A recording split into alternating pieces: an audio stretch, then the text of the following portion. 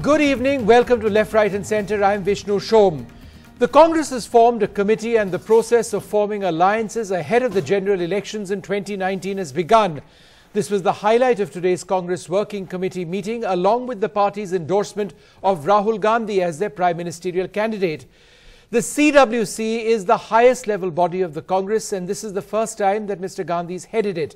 The Congress Working Committee sports a relatively new look this time around with a mix of odd and young leaders. Some senior leaders like Digvijaya Singh have been dropped from the CWC panel this time around. I'll be joined by senior Congress leader Sachin Pilot and a panel in a few moments. But first, here are some of the key developments at this crucial meet of the Congress Working Committee in Delhi. It was Rahul Gandhi's first Congress Working Committee meeting as president, and he got the required endorsement as the Congress's face for the Prime Minister and the mandate to forge political alliances. Speaking to NDTV, Rahul Gandhi said, "We have already started speaking to political parties, and a committee has been formed to negotiate with political parties across the country." उन्होंने कहा कि भारतीय राष्ट्रीय कांग्रेस खुले मन से प्रांत दर प्रांत अपनी अलायंसेस को फॉर्म करेगी. Wherever it's necessary to align with whichever party which is secular, share the common platform ideologically with us, the Congress president has been authorized to do that. Sources close to the Congress president say the decision to hug Prime Minister Narendra Modi during the no confidence motion was a spontaneous decision made on the spur of the moment, not scripted drama as is being alleged by the BJP. At the meeting, Rahul Gandhi reiterated his point of fighting the BJP with love and compassion. The BJP, however, hit back. Congress has decided to play the role of a suicide bomber. कि हम उड़ा देंगे सामने वाले को, खुद तो उड़ेंगे, मगर सामने वाले को उड़ाएंगे. You had been running this country in the reverse gear for all these years, and today you talk of reverse countdown. Sonia ji, reverse countdown 2014 में ही आरंभ हो गया था. Two important takeaways from the Congress Working Committee. Rahul Gandhi telling NDTV very categorically that alliances have begun and that he is speaking to other political parties and a committee has formed.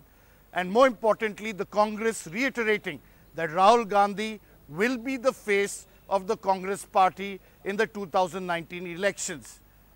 With camera person Ashok Male, Sunil Prabhu, NDTV. All right, the Congress party reaffirming Rahul Gandhi as their Prime Ministerial candidate, also starting the process of trying to get alliances together. But what about all of those other parties in the opposition? Will they be willing to accept Rahul Gandhi as a potential Prime Ministerial candidate? And will the alliances really work out? Even if they do initially, will they last the course? Joining us to look at this, Sachin Pilot, the senior Congress leader, president of the Rajasthan Pradesh Congress Committee. Thanks, Sachin, for being with us. Ghanshyam Tiwari, the spokesperson of the Samajwadi Party. Rajesh Sharma, the leader of the BJP, with me in the studio. And N. Ram, chairman of the Hindu Publishing Group. Thank you all very much for being with us. Sachin, just yesterday, Mamata Banerjee had spoken about a federal front. And she appears to be one of the leaders, opposition leaders, taking some sort of a lead in trying to work through some sort of consensus among opposition parties. What makes you believe that the Congress will be at the center of this opposition alliance, should it emerge? You see, I think it will take a lot more than just the Congress alone or Ms. Mamata Banerjee alone. Today, the fact of the matter is that the country as a whole is expecting the opposition parties to come together and form an alliance so that a better alternative can emerge in 2019. And to my mind, the Congress party has always been open. We have a UPA that already exists, and a perhaps UPA plus scenario is what we expect to emerge in the next few weeks and months. At no point has the Congress party ever said that we are not willing to talk and figure out how to have election understanding with smaller parties of the region. But I think nationally, Congress remains the only national party that can take on the BJP in terms of its presence and its spread. Now, in elections and politics, numbers matters most. Yes. So today we have decided that we have authorized Mr. Gandhi to take a decision on talking to different parties. He's formed a small group that will talk to all regional groups. I think regional parties are very important for us. But history will tell you, Shom, that a third front or a fourth front or a federal front, yes, without the Congress as a pivot, has not been entirely successful in the past. Okay. Therefore, we have to really come together, like-minded parties, and form an insurmountable challenge and defeat the BJP comprehensively in 2019. Ghanshyam Tiwari, is that something the Samajwadi Party is willing to accept, that the Congress needs to be the pivot, the linchpin, as it were, in any opposition alliance? And would your party be willing to accept Rahul Gandhi as a Prime Ministerial candidate? Well, there are three things that stand out. One, when it comes to young leadership, they think creatively. Akhilesh Yadav ji showed in Kairana that how a creative way of building alliance between 6 parties resulted in defeat of BJP in one of their most pivotal constituencies. Second, that in this creative thinking, every party has an equal opportunity. We believe that in Karnataka, when the parties came together, what was beautiful about that picture was that every party was on equal footing. Yes. And third and finally, that as we look at state-by-state alliance, every state will have an architect, a principal architect of that alliance. In Uttar Pradesh, Akhilesh Yadav ji has said that he is willing to do what it takes to ensure that BJP is routed, and he is the principal architect in that alliance. As far as the Prime Ministership goes, we have always said that it is the mandate of 2019 who will decide that who leads the alliance. Mr. Sharma, do you believe that this new look Congress, in a sense, some of their old guard is out, some of the old guard remains, a lot of younger, newer faces, people like Sachin, one of the younger leaders, and really leading from the front in the process of alliance formation? Do you believe this, along with other parties, will represent a phenomenal threat to the BJP in 2019? I'm very clear, and all the Indians are very clear that it will never give a phenomenal threat. It is very clear that a person who is born with a silver spoon, who don't know the reality of the ground, beyond the rhetoric, beyond the rhetoric, let's keep it at the level of trying to analyze. For example, do you believe these parties can actually come together? They've got so many differences. Ghanshyam Tiwari stated a difference just now. He said that, look, Akhilesh, he named his leader. That's going to be an issue. But so beyond the rhetoric, it is not a rhetoric. Numbers. It is not a rhetoric. Make it very clear. I mean, silver spoon and all, it just brings down the discourse. Let's talk at a higher, better level. At a higher level, let me say, it is not rhetoric. Congress has outsourced its party to different persons. In Uttar Pradesh, it has outsourced to Akhilesh Yadav. In Gujarat, they had outsourced to 3 persons who were only working on caste, and now they have made in Karnataka the third largest party. Why would that not? So they know that their identity is lost. But why would that alliance, therefore, and if that indeed is the strategy, why would that not represent a serious threat? It will definitely not represent a serious threat, because we have given good governance, we have performed, and we have won election after election since 2014. Regularly we are getting elected. Whatever they say, we have got the certificate and confidence of people of India by electing us in every state election. They could argue that they are well on their way to doing that as well. No, as Karnataka has shown opposition unity to a certain extent, that's proven. Personally, I can say that if Rahul Gandhi is made the Prime Minister candidate, personally I can say that I am feeling happy that they have ensured that their defeat is final in 2019. Enram, the other point in this is that in as much as the Congress seeks, the support of other parties, and there is no way around it, what about parties like the TRS, the YSR Congress, the AIADMK in Tamil Nadu, and the BJD? Unless these parties are absolutely united along with the Congress and other parties, then it can become a bit of a problem, right? What sort of guarantee is there that this alliance is going to be large enough to be a threat? I think the first task of the Congress will be to prevent the BJP and whatever allies it has from getting the number. And don't forget, our BJP friend must not forget the fact that they got a majority on the basis of the lowest share of the popular vote that any party in independent India has got. Let's not get away from it, and everything suggests that it's not going to be the same again. Even if the BJP emerges as the single largest party, hypothetically, and it's quite possible, I think it's likely to be, as current indications go, to be well short of the majority mark. And in that context, I think the first job of this opposition alliance there's no guarantee all of those parties you mentioned will get on board. In fact, where they are in direct competition with the Congress, they are unlikely to enter this formation, whether it's an alliance or a loose coalition or a post-election get-together. Remains to be seen. All these things will happen, but the strategic task of the Congress will be, whatever they say, would be to prevent BJP and its core allies or its firm allies from getting this. The rest is up to the electorate. But I think there is a very good chance that with Rahul Gandhi in this mood, taking the offensive, I'm quite impressed by what he's done in the last several weeks. He's taken risks. He's been bold, and I think he's taken the Prime Minister head on without, as he said, personalizing the issue. He's tried his best to do that. But there is one note of caution that must be sounded for the Congress. The Congress has not been very good, at least before 2004, in forming and keeping alliances. All right. I want to, in fact, put that. I want to put that, in fact, Mr. Ram, to Sachin Pilot. Sachin, two issues over here. Firstly, about your ability to hold on to an alliance. And secondly, in a country like ours, where in the case of the BJP, for example, we've seen the strength of one leader, Narendra Modi, being as one leader who is identified so closely with the BJP, their star campaigner. In the context of an alliance, what if these various regional partners of yours are not willing to accept Rahul Gandhi as your one face, the one star campaigner? Then what happens? You see, Shom, no one has ever said that there will be one face or two face or three faces. Like our friend from the Samajwadi Party has said, every state has a different political landscape. And depending on what suits both partners, Congress and its other partner in the state, we'll take a decision on that reality on the ground in the state.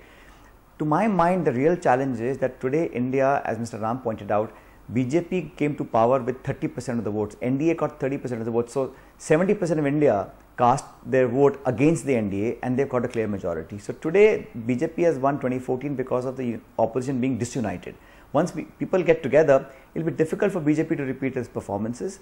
Second of all, there is no question of one-upsmanship. I think the Congress party has shown enough wherewithal. In fact, it is a BJP whose allies are ditching them. The TDP has left them, Shiv Sena has left them. So Mr. Modi, make no mistake, is no Mr. Vajpayee. He was a different character of running a coalition government. The Congress is very open to alliances, but we'll have to talk on state-specific issues with different leaders. The only point I want to submit to you is that it's not about Congress party being a big brother. It's just that the presence and the political bandwidth that the Congress party enjoys today, despite having less numbers in parliament, is unmatched by any other party. So Samajwadi Party is important in Uttar Pradesh, Mamata Banerjee is important in Bengal, but nationally the Congress's presence is very, very important for the pan-India opposition to come around to a electoral understanding. That's the only point we make.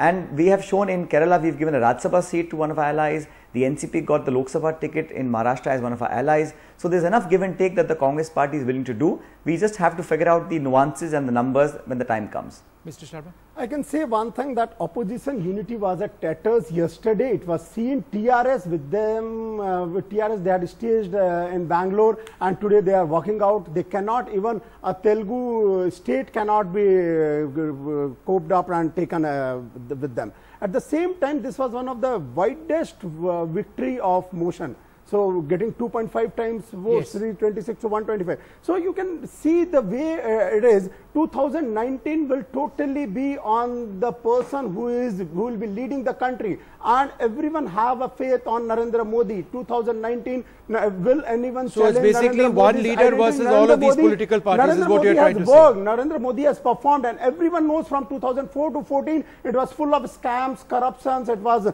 totally policy paralysis and inactions, I can say. And Congress government had taken the country way back, and the whole country knows it, and we will definitely perform, and the face will be Narendra Modi. In fact, Mr. Sharma raises an interesting point, Ghanshyam Tiwari, that if you looked at this trust motion in the Lok Sabha, you know, by the end of the day, while in the beginning of the day everybody seemed to suggest that Rahul Gandhi did extremely well, the Congress was a revived Congress under his leadership. By the end of the day, in terms of the trust vote itself and the fact that the numbers didn't exactly reflect the kind of strength that the opposition would have wanted, what does that indicate? Is this being hyped beyond what is real?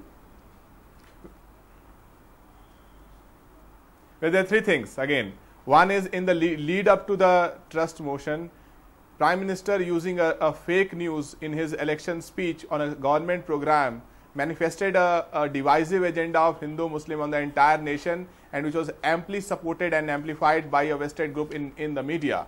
That agenda was thrown to dustbin in the trust vote when the leaders of every state, every constituency spoke. They told the entire country that the agenda in this country is not Hindu-Muslim. The agenda is the day-to-day issues of common man, the jobs, the education, women's safety, farmers, the lynching. This is the agenda. Second, in the trust vote, not one ally of BJP. Prime Minister says in his speech yesterday that dal milke dal hota hai and dal mein kichad hota hai. That's how Kamal blooms. Now, today, if you look at NDA is the biggest dal. You have a JDU that is unhappy. You have from Kashmir to Andhra Pradesh, every major regional party that is aligned with NDA, with BJP, today does not want to speak for BJP. In fact, BJP is a position where the weak parties want to work with BJP, but the strong parties want to keep a safe distance from BJP. Mr. Sharma wants to quickly reply. We do not look at the numbers. Just quickly reply because I'm running out of time. We have set the agenda for 2019 when Prime Minister spoke for 2 hours. For 1 hour, he wanted to explain how jobs were created, and he could not. Let Mr. Sharma reply to that before I go back to Mr. Ram for his final comment. We never stoop the politics to that extent, the way always all other parties have done by making Hindu terrorism, Hindu Pakistan. We always are for genuine secularism, never for pseudo-secularism. The way you always work on the Muslim voters, you have always used them for your vote's sake, nothing else you have done. We have always planned for Sabka Saath, Sabka Vikas, and we work for each and everyone, whosoever is needy, poor and downtrodden. All right, you've given us your political agenda for the next elections as well. I'm sure Sachin would be quite happy to do that too. But I just want to go back to Mr. Ram for his final comment on this. Mr. Ram, the one part of this which seems quite unconvincing as far as the opposition is concerned going ahead is the choice of leaders. While Sachin says that, look, every state has got its leader if required. The fact of the matter is, in terms of contesting against Narendra Modi, who is that one face? And without that one face, isn't it going to be a problem for any alliance? Vishnu, there will be many faces, but let's face it, the party that is likely to have the largest number, or at least of one of the two top parties, is going to be the Congress. So I hope they do not claim to be Big Brother, because that's been a problem in the past. But Sachin has just assured us that that's not on the agenda at all. And I really liked what I heard from our SP friend. I think if that's the approach, modest, recognizing the plurality of opposition realities in India, respecting them, treating them as equal, at most, the party that emerges with the largest number will be the first among equals. All right. It's got to then negotiate its way. So if that's the approach, and certainly Mr. Vajpayee, among the BJP leaders, Mr. Vajpayee was famous for that. And the present leadership is not known for that at all. All right. Because it's highly centralized, it is not consultative, and above all, I don't think people are very happy even in your government. Okay, so Mr. Ram, that's a larger issue, but I think the essential point you raise is that first among equals within the opposition is going to perhaps result in that party having the prime ministerial candidate of its choice ultimately becoming prime minister, should of course they get the numbers. But I'd like to thank you very much.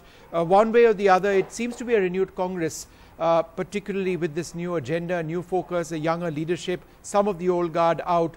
Let's see where it all materializes. I'd like to thank all of you very much for being with us.